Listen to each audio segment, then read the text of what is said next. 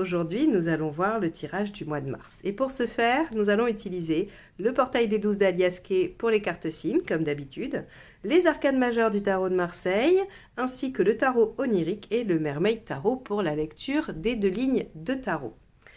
Si vous n'êtes pas encore abonné à la chaîne, merci de le faire. Si les vidéos vous intéressent et que vous souhaitez recevoir les notifications des suivantes, eh bien n'hésitez pas, vous cliquez sur abonner et sur la petite cloche juste à côté. C'est important pour moi, ça soutient la chaîne, ça lui permet d'avoir une bonne visibilité et ça m'encourage à continuer ces vidéos que je poste tous les mois, donc les tirages généraux et les sentimentaux. Il me reste 2 places pour la formation des arcades majeures inversées des 12 et 13 mars. Donc si vous êtes intéressé, envoyez-moi un mail à l'adresse lesguidancesdelio@gmail.com que je mettrai dans la barre d'informations juste en dessous pour obtenir les informations ou pour vous inscrire directement.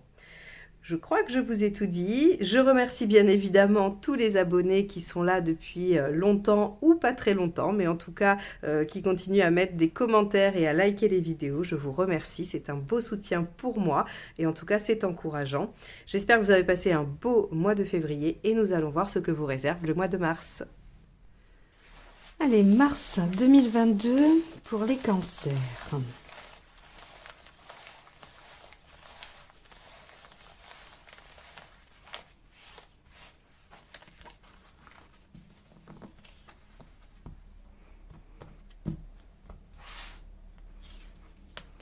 La Maison Dieu. Ah, alors, la Maison Dieu vous promet un événement inattendu, soit joyeux, soit déroutant, mais en tout cas qui vous amènera à remanier vos plans, à remanier votre projet. Donc, la Maison Dieu est toujours quelque chose qui vient mettre en lumière ce qui était caché, ce que l'on ne savait pas.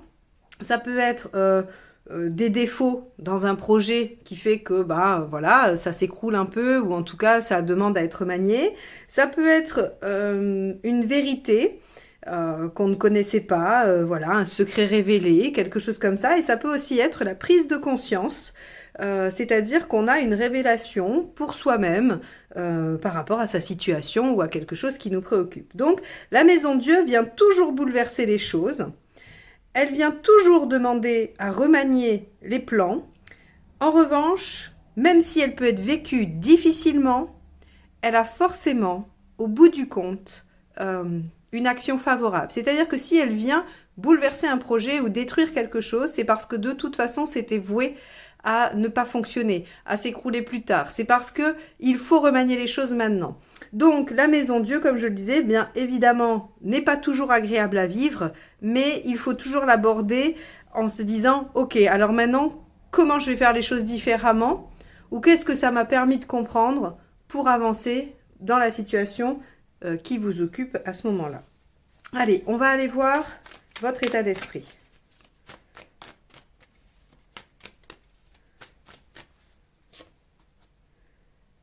Le 11, ok, la force. Donc, vous avez, en tout cas dans votre façon d'être, une envie d'équilibrer, une envie de maîtrise, une envie que les choses soient harmonieuses en vous-même et par rapport aux autres peut-être ou par rapport à une situation aussi. La force, elle vient contenir ses affects sans pour autant les nier, hein. Elle vient juste en fait les nommer, les exprimer au moment où il faut. Voilà, il y a une certaine maîtrise émotionnelle avec la force. On maîtrise ses instincts. Et en même temps, il y a une sorte de domination de la situation, hein. Donc, vous avez envie, en tout cas, d'être dans cette dynamique-là. Et c'est plutôt pas mal. C'est un bon état d'esprit. On va aller voir ce qui vous préoccupe, les cancers. 3. L'impératrice, les projets. Ce qui vous préoccupe, ce sont des projets. Alors avec l'impératrice, on peut être sur des projets professionnels, hein, avec une prise de pouvoir ou une ascension professionnelle. Si on est dans le domaine privé, on va être sur la construction d'un foyer ou l'organisation d'un foyer ou la maîtrise que l'on peut avoir dans le foyer, c'est-à-dire le pouvoir décisionnel également. Si c'est par rapport à votre développement personnel, on va travailler la confiance en soi. Ce qui vous préoccupe, c'est la confiance en vous. Donc, ok, on a ces dynamiques-là dans vos préoccupations. Les faits. 7, le chariot. Alors, le chariot est toujours une carte positive qui amène du mouvement, de la dynamique, de l'évolution, de la progression, de l'ambition. Hein, ce sont tous ces mots-clés. Et donc, dans les faits, il y a des choses qui avancent. Alors, on a la Maison Dieu ici qui nous dit que peut-être quelque chose de surprenant va arriver. Est-ce que c'est une avancée ? On verra, on le confirmera avec la deuxième carte, il se peut que ce soit une heureuse surprise de quelque chose qui se débloque, quelque chose qui avance alors que vous ne l'attendiez plus ou que vous pensiez que ça arriverait plus tard, peu importe. En tout cas, on a une belle progression dans la situation qui vous préoccupe au moment où vous écoutez ce tirage. Bon. Donc comme je l'ai dit, on précisera avec la deuxième pour être bien sûr que c'est une avancée positive par rapport à la Maison Dieu ici. Hein. Alors, qu'est-ce qui vous aide ? La Lune, ok. Donc, ici, très clairement, si vous êtes par rapport à une démarche personnelle de développement, on a une prise de conscience par rapport à la confiance en soi. Et avec la Lune, on va avoir tout le domaine de l'introspection, d'aller chercher dans son inconscient, qui va aider à faire cette révélation et du coup à travailler sur la confiance. Si on est dans une situation plus pratique, plus pragmatique, qui ne concerne pas votre recherche personnelle, on va nous parler de créativité. La créativité, l'imaginaire va être très favorable à ça. Donc, on peut imaginer que pour débloquer une situation où vous voulez progresser, parce que je rappelle quand même que ici, on est sur de l'ascension, par exemple, professionnelle, et ici aussi, on est sur de l'ambition, de la réussite et de l'avancée, eh bien, on vous dit de faire preuve de créativité. Je ne vais pas aller dans les aspects haut et bas de la Lune, puisqu'ici c'est en positif, c'est ce qui vous aide. Donc on va aller chercher plutôt les avantages et les qualités de la Lune que ses défauts. Donc créativité, imagination, peut-être que voilà, ça permet de débloquer les choses de façon spontanée et un peu inattendue. On va aller voir ce qui ne vous aide pas.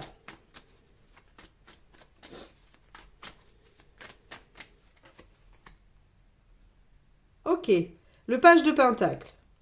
Alors, ce qui ne vous aide pas, c'est de rester un peu timide sur la situation. C'est alors justement de ne pas avancer. Le page de Pentacle, c'est quelque chose qui est au tout début, qui démarre, qui est un peu immature, qui est un petit peu alors insouciant, je ne sais pas, mais en tout cas, j'ai pas le mot exact qui me vient.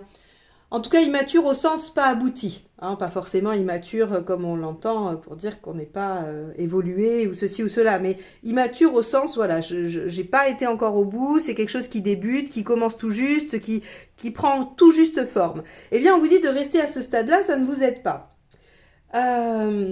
J'ai d'autant plus l'impression que cette Maison Dieu, c'est quand même un bouleversement positif, parce que si on était sur une stagnation, en tout cas si vous suivez la rêveuse de Pentacle qui elle stagne, c'est compliqué que ça s'écroule avec un chariot, vous voyez. Donc, je pense que ce qu'on vous dit ici, c'est avancer, quand bien même vous n'y voyez pas clair aujourd'hui, parce que les choses vont s'éclairer, la prise de conscience va avoir lieu et les choses vont se débloquer. Il y a un peu ça. Donc, remaniez votre façon de voir les choses. Comme je vous ai dit, la Maison Dieu vous oblige à remanier les choses. Et ne vous laissez pas empêtrer dans les débuts, dans quelque chose qui ne serait pas parfait à vos yeux et que du coup vous ne voulez pas continuer ou vous ne voulez pas avancer parce que vous n'avez pas absolument tout réglé. Alors, comment dire ? Parfois, dans certaines situations, il faut avoir bien bordé les choses, il faut avoir réfléchi à tout. C'est pas vraiment ce qui vous occupe aujourd'hui, les cancers. On vous dit foncez, allez-y. Vous allez de toute façon être obligé de remanier les choses avec votre créativité, mais ça avance, ça progresse. Alors que si vous stagnez, peut-être que les choses ne vont pas se passer telles que vous l'imaginez. On verra, on complétera un peu avec la deuxième ligne pour voir dans quelle mesure ça renforce ou ça atténue ça. Allez, émotionnellement, qu'est-ce qui se passe ? Le page de bâton. C'est excellent. Parce que le page de bâton, il vous dit que émotionnellement, vous sentez bien qu'il y a des choses à modifier. Que si vous continuez comme ça, vous allez un peu droit dans le mur. Ou en tout cas, que vous n'allez pas réussir à atteindre l'objectif souhaité. Quel qu'il soit, encore une fois, je ne détaille pas les situations parce que c'est une guidance générale et que ça peut venir s'appliquer dans différents domaines selon là où vous en êtes personnellement. Donc, le page de bâton, lui, il nous dit... J'ai plein d'énergie, j'ai plein de fougue, j'ai plein d'envie, je suis motivée, mais je vois bien que je vais devoir remanier les choses parce que juste mon énergie ne va pas suffire à aller au bout. Et donc, bah oui, on vous dit, ne restez pas au stade du page, hein. Progressez, changez ce qui a changé, remaniez vos plans pour avancer grâce à votre créativité, prendre confiance en vous et être dans la maîtrise. Vous voyez, on a vraiment ce conseil latent qui vous dit, mais faites-vous confiance et poussez-vous, allez-y, agissez. Faites confiance à votre imagination, vous en avez les cancers, hein, de toute façon. Hein. Vous savez que vous avez de l'intuition, de l'imagination, vous êtes créatif, donc il n'y a pas de souci. Faites confiance à cette part de vous et remaniez les choses. Allez, on va aller voir matériellement. Alors matériellement ou d'un point de vue pratique, hein, c'est pas forcément financier ou tout ça, c'est concrètement qu'est-ce qui vous bloque. Le 5 de coupe. Ok, concrètement, il y a des choses qui vous retiennent. Le 5 de coupe, c'est, on a l'impression que sur le plan technique, pratique, vous vous demandez si vous allez être capable de lâcher des choses pour aller en chercher d'autres. Alors, si je dois imager sur une situation professionnelle, c'est très simple. Est-ce que je vais être capable de lâcher mon boulot que j'ai aujourd'hui pour me lancer dans l'aventure d'un nouveau projet que j'ai envie de réaliser et qui me tient à cœur ? Tout simplement. Si vous avez rencontré quelqu'un et que vous souhaitez aller dans cette relation, mais que vous êtes déjà en couple, c'est est-ce que je vais réussir à quitter le couple déjà en place pour aller vers cette nouvelle relation. Vous voyez, c'est exactement ce que le 5 de coupe vient vous dire. Donc, au niveau pratique, il y a quelque chose du passé ou quelque chose qui est présent qui vous entrave et que vous n'arrivez pas à lâcher. Ou en tout cas, vous avez des difficultés à lâcher et vous vous questionnez sur votre capacité à le lâcher. Donc ça, je vous invite à y réfléchir. Est-ce que vraiment vous n'arrivez pas à vous en détacher? Est-ce que c'est possible? Et si c'est possible, dans quelles circonstances? Avec quelles conditions? Hein, tout ça, ça se réfléchit évidemment. Allez, globalement, dans votre chemin de vie, où est-ce que vous en êtes? Ok, le seigneur de coupe, le roi de coupe. Donc, le roi de coupe, il a envie d'être à l'écoute de tous ses sens.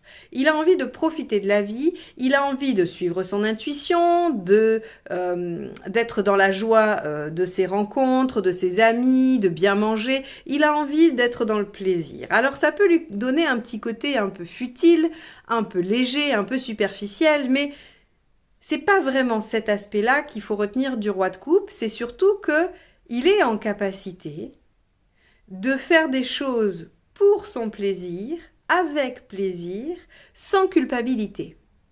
Parce que finalement, si on regarde bien, souvent les croyances ou ce qu'il est bon de faire, hein, ce que l'on croit bon de faire, freinent beaucoup les actions.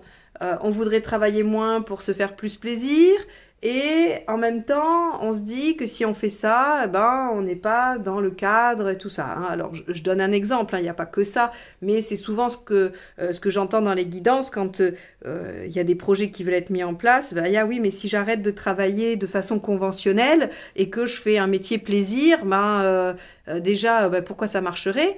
Et de deux, qu'est-ce qu'on va dire? Hein, ça arrive souvent. Là, en fait, le seigneur de coupe, donc le roi de coupe, lui, il arrive à se dire, à être complètement décomplexé et à dire, mais moi, mon but dans la vie, c'est d'être bien, de me sentir bien, au moins émotionnellement. Donc ça veut dire ne pas me sentir trop contraint, ne pas me sentir dans quelque chose qui va à l'encontre de mes valeurs et d'être dans aussi quelque chose qui ne me fait absolument pas plaisir. Bien sûr, dans la vie, il y a des contraintes, tout le monde en a, il faut les supporter, mais le roi de coupe les compense par du plaisir. Bon, on va aller voir où vous en êtes à la fin du mois.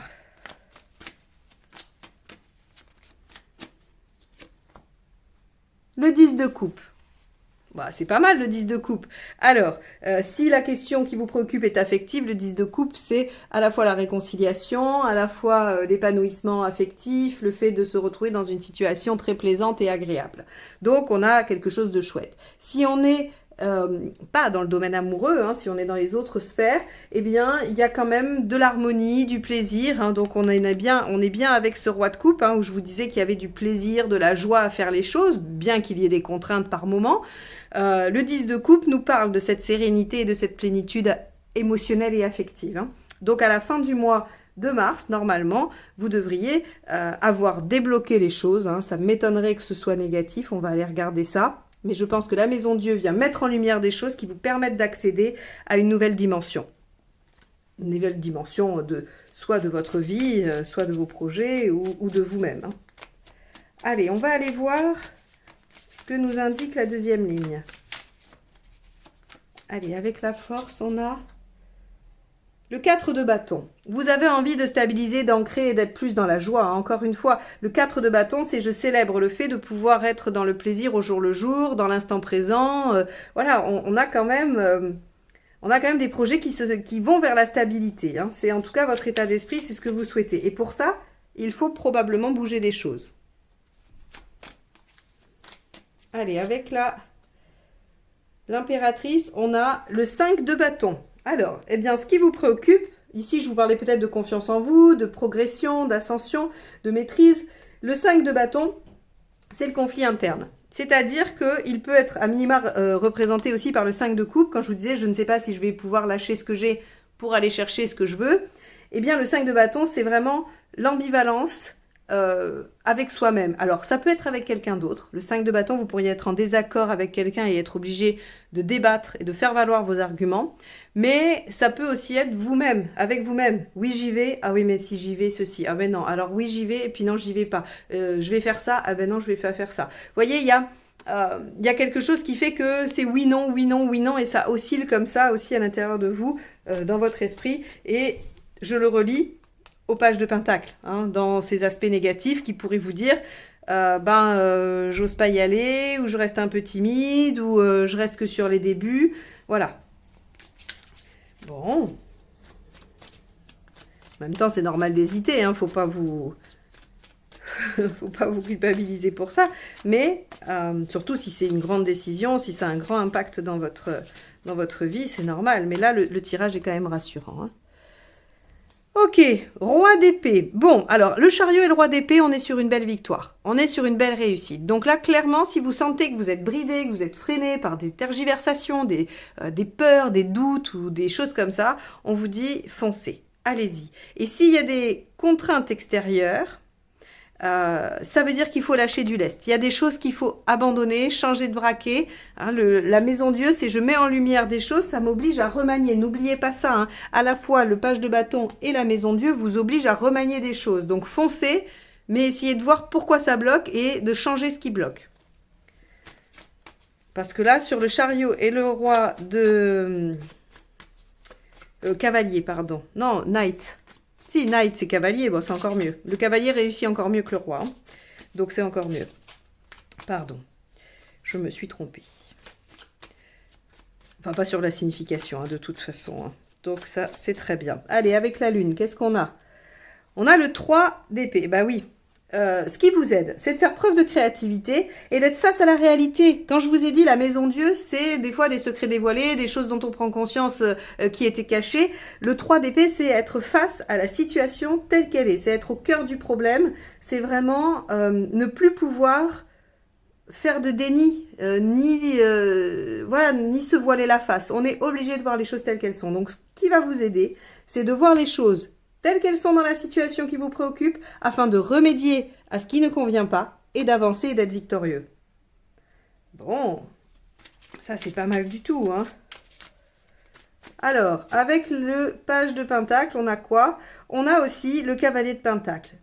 Ce sont des lames qui, ici en négatif, vous disent que vous pourriez tomber dans la procrastination, dans le fait d'être ralenti parce qu'il y a des choses qui ne fonctionnent pas. Or, là, on vous dit clairement non.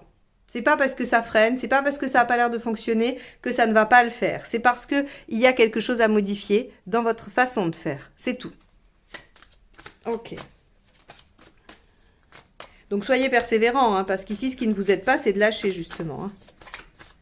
Allez, avec le page de bâton, le 5 de coupe, elle revient. Hein, émotionnellement, il y a des choses difficiles à lâcher. Alors ça peut... Du coup, c'est vrai que ça justifie ce 5 de bâton qui est très hésitant, parce que c'est pas simple de lâcher ce qu'on a. Le 5 de coupe, il y a de l'émotionnel, donc forcément, il y a de l'affect. Donc, c'est pas si simple de laisser derrière soi des choses auxquelles on tient, même si on voit que ça nous entrave, même si on voit que c'est compliqué d'avancer avec. C'est pas si simple que de dépasser ce 5 de coupe et il ressort 2 fois. Donc on comprend bien pourquoi il y a besoin peut-être d'un événement ou d'une prise de conscience pour que les choses se débloquent. Matériellement, 9 de bâton. Et oui, il faut sortir de sa zone de confort, mais ça, évidemment. Le 9 de bâton, c'est arriver à protéger ses plates-bandes et à prendre le risque d'aller de l'avant pour aller chercher le 10e bâton. Effectivement, si vous sortez de cette, on va dire, de ce précaré, il se peut que vous en perdiez une partie ou que vous perdiez des choses. Parce que vous êtes, c'est un peu le principe du qui va à la chasse perd sa place. Alors, j'ai jamais mis cette expression sur cette carte, mais je sais pas, elle me vient et je trouve qu'elle est très parlante en fait. Effectivement, le risque du 9 de bâton, c'est si je vais chercher le 10e bâton, je peux me faire piquer les 9 que j'ai bien soigneusement alignés et qui constituent mon patrimoine.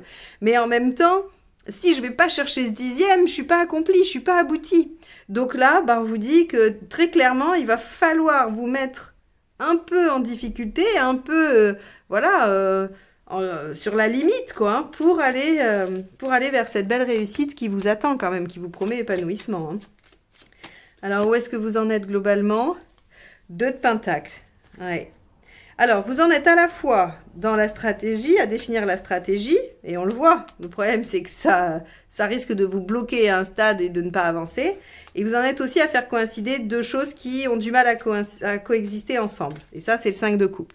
Bon, bah, on fait comme on peut, j'ai envie de vous dire. Hein. Voilà, hein, on est tous passés par des situations où c'est pas si facile que ça de lâcher, d'aller de l'avant et de mettre en œuvre. Hein. Allez, on en est où à la fin? Ben, As de pentacle. Alors ça, c'est juste magnifique quand même. Là, du coup, les cancers, je pense que ce tirage, il a qu'un seul objectif, c'est de vous confirmer que vous êtes dans la bonne direction, vous confirmer que ce que vous ressentez est bon pour vous, et de vous aider à lâcher ce qui doit être lâché, de vous mettre en action, parce que la procrastination ou l'autosabotage, clairement, ça va vous mener à votre perte, qu'il faut faire preuve de créativité, voir les choses telles qu'elles sont et remanier le projet, d'accord? Afin de se retrouver dans la sérénité, la plénitude et l'aboutissement, et de repartir sur une nouvelle page de vie. As de pentacle, il y a quand même, tout est possible avec l'as de pentacle. Hein. Rien n'est fait, on doit tout faire, mais il y a du potentiel, c'est prometteur. Bon, eh ben écoutez, j'espère que ce tirage vous aura donné l'envie de poursuivre vos rêves, vos projets et ce que vous aviez mis en œuvre parce qu'il est très encourageant et il vous invite vraiment à vous faire confiance et à avancer. Le résultat devrait être très sympathique en cette fin de mois de mars. Donc je vous souhaite un mois de mars très sympa, très beau et je vous dis à très vite pour de nouvelles guidances. Bye bye!